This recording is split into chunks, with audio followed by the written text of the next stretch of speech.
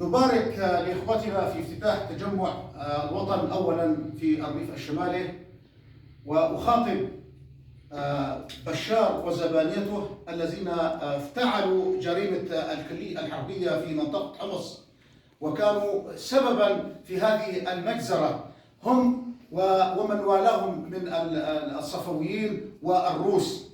وأقول لهم: يا دامي العينين والكفين إن السجن زائل، لا غرفة التوقيف باقية ولا زرد السلاسل.